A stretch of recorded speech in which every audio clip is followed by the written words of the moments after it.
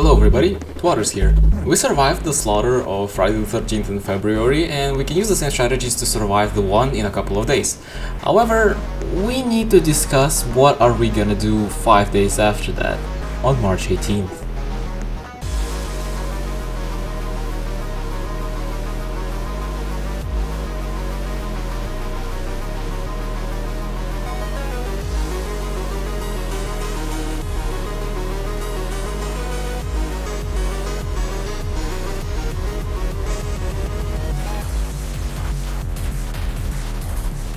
In 2017, a rumor was spread about John Doe hacking Roblox. Forsaken is a game that is based on all the Roblox hackers and such, which is why March 18th is a special date for Forsaken players.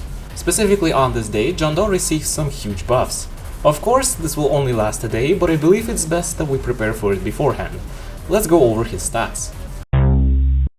I was looking at his stats on the internet, but as it turns out, March 18th John Doe had 2 iterations, so we'll go over them separately. First version of John Doe had 10,000 HP, 11 walk speed, and 38 run speed, but he was also given asthma.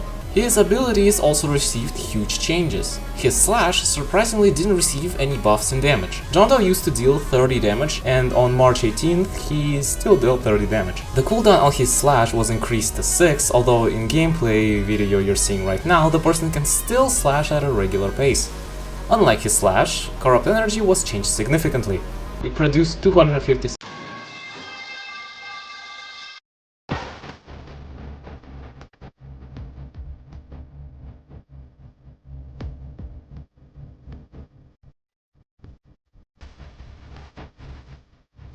Popular trend of special buffs is increasing cooldowns on abilities. If you look at Friday the 13th Slasher, he has his cooldowns increased drastically.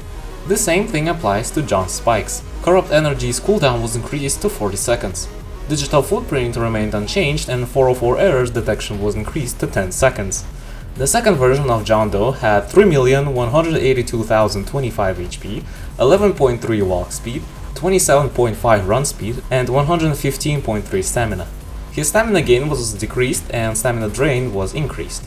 John's trail was also lengthened drastically, now spanning across the entire map. His slash dealt 45.3 damage and its cooldown was 2.3 seconds. He also produced only 64 spikes with his corrupt energy, and digital footprint at its limit increased by 1. 404 remained the same as in the first version. Now that we know what changed, what do? We don't know which John Doe version will it be, or will the developers nerf it like they did with Slasher, so I'll be giving general tips based off of both versions of John, and I'll rank each survivor based on how they perform against this monster. If it'll be the first version, then looping this guy will be similar to Friday the 13th. Avoid standing at small check spots and look out for the killers since the chase will be linear. They will not stop at check spots to regain stamina and instead will let themselves be looped because there's nothing they can do otherwise with a small stamina bar. Increased damage now only makes mistakes more punishing but not game ending like Gashing Wound. If he'll be the second version, then it's just regular looping as his stats barely changed. He will catch up quicker though as his walk speed was heavily increased. I'd recommend sticking to the middle of the map as both versions of John Doe can easily trap you with the increased amount of spikes. Speaking of spikes, beware that they can now deal insane damage due to the damage restriction being lifted. Digital footprint remains the same things, so just keep in mind where they are and avoid those spots. Simple enough. Now, with the general tips done, let's move on to the tier list.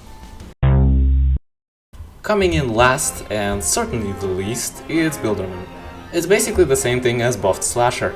John will likely deal damage above 30, like 45 in the second variation, and that is enough to one-shot a sentry, meaning it gives no value to you nor to your teammates. John's high damage means you're likely gonna lose half of your health for every hit, and the measly 1 HP per second on a dispenser is way too weak for it to bring any value. Builderman also only has 90 health, meaning if the damage from the second variation stays, he gets two-shotted by John Doe. There is no reason to play Builderman at all. From this point onwards, the survivors aren't unplayable, but also not good. Second to dead last, it's Snoop. Noob's kit isn't helpful against these buffs. Noob overall isn't a good survivor. He requires low skill, but also doesn't give you a lot. In this scenario, you're cooked if you lose Slate Skin, as first variation will kill you with its 38 run speed, and the second variation will still kill you with its 115 stamina. Ghost Burger has too long of a wind-up to be useful, leaving only Cola as a useful ability. Kind of. If it's the second variation John Doe, it won't help much, as either way you're gonna be using your larger stamina reserve in the start of the chase to not lose distance dramatically quickly. Cola will help you ever so slightly, as you're still far behind in sprint speed. In the second variation though, it will help you a ton, as John's sprint remains largely unchanged. But that's it. One mediocre ability among two bad ones make Noob not a good pick. Number 9, it's 007 and 7. 007 and 7's tricks remain literally the exact same. Regular clone tricking is still a strategy, it's just that either way it's unviable. Clone body blocking serves a bit less purpose, as John Doe needs less hits to kill you, but that also leads to easier clone parries. Cool GUI might help you get away if you trick the killer, but now you can eat 45 damage if you're caught early, or be ravaged to death with 38 run speed. Either way, 007 and 7 remains one of the worst survivors in the game. On number 8, it's Shadletsky.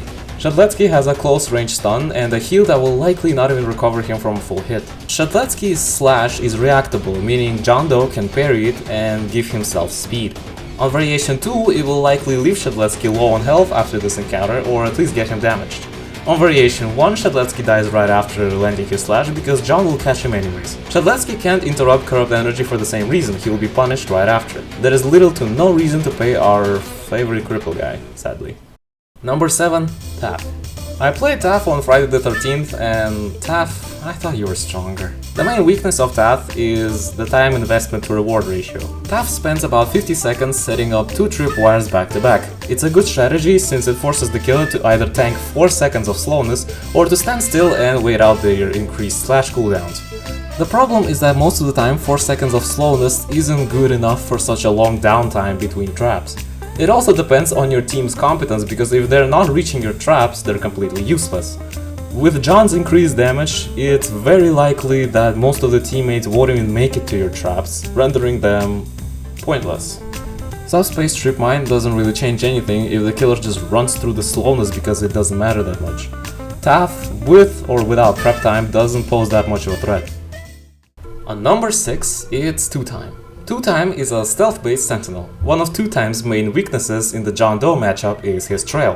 Whenever 2-Time goes for a stab, more often than not, 2-Time has to step on the trail and take some damage. Now imagine if John's trail was the same length as the Great Wall of China. 2-Time is forced to step onto the trail and take bonus damage, partially negating their health on stab. Yes, they can still backstab, but in the first variation, just like every other sentinel, they get torn apart after landing their stun. On the second variation, they get two-shotted. Some skilled 2-Times who know how to trick stab will abuse their tech as much as possible, but they will still take trail damage. Either way, if you reach your second life, John can set a trap on it. John also one-shots you on your second life, given that the damage is kept from the second variation. 2-Time can be played well if you know how, but one miss leads to death right after.